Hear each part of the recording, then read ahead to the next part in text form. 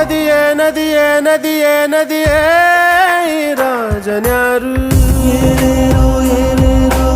ಏನೇನೋ ಏ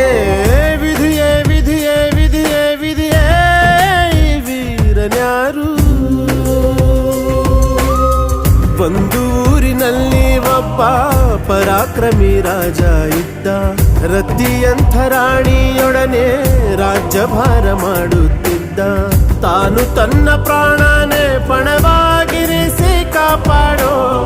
ಶಾಂತಿ ದೂತನ ಹಾಗೆ ಅವ ಹೆಸರಾದ ನೋಡು